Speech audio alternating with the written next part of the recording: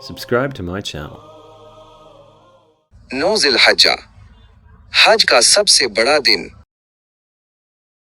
لبيك اللهم لبيك لبيك لا شريك لك لبيك إن الحمد 9 ज़िलहिज्जा यानी यौम अरफा, हज का वो अजीम तरीन दिन जिसके बारे में कायनात के सबसे सच्चे इंसान मोहम्मद मुस्तफ़ा सल्लल्लाहु अलैहि वसल्लम ने फरमाया, अल हज्जु अरफत, हज तो नाम ही अरफा का है। अगर ये दिन छूट गया तो हज छूट गया। लेकिन एक हाजी उस दिन करता क्या है? आइए जानते हैं वो अमाल जो इस दिन को जिंदगी का सबसे यादगार दिन बना देते हैं।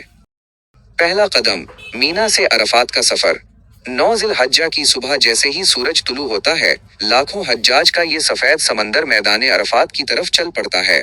जबानों पर सिर्फ एक ही सदा होती है, لبيك اللهم لبيك لبيك لا شريك لك لبيك दूसरा और सबसे बड़ा रुकन, वकूफ़ी अरफा।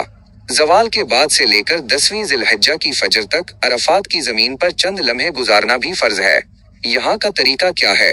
क़िबला रुख हो जाएं, हाथ आसमान की तरफ उठाएं और रोकर गिड़गड़ाकर अपने रब को मनाएं। ये दुनिया और आखिरत की हर भलाई समेटने का वक्त है। तीसरा अमल, जोहर के वक्त मस्जिद नुमरा या मैदान अरफात में जोहर और असर की नमाजें कसर और जमा करके अदा की जाती हैं।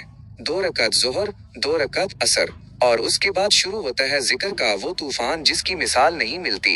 इस दिन का सबसे अफजल जिक्र है لا إله إلا الله وحده لا شريك له له الملك وله الحمد وهو على كل شيء قدير. चौथा हुक्म, सूरज गुरूब होने तक अरफात की हुदूद से बाहर निकलना गुनाह है। जैसे ही सूरज छुपता है, हज्जाजी किराम बगैर मगरिब पढ़े इंतहाई सुकून और वकार के साथ मुजदलफा की तरफ रवाना होते हैं, जहां पहुंचकर मगरिब और इशा एक साथ पढ़ी जाती है। रात क़याम होता है और शैतान को मारने के लिए कंकरियां चुनी जाती हैं। ठहरिए, यहाँ 3 बातें याद रखना बहुत जरूरी हैं। पहली, हाजियों के लिए उस दिन रोजा नहीं होता ताकि वो दुआ की ताकत बचा सकें।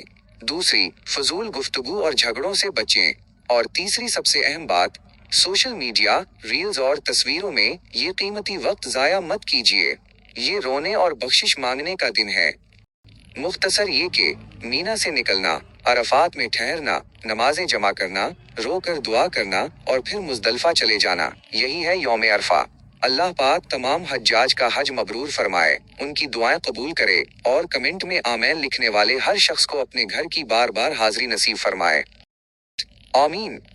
लाइक और शेयर जरूर करें।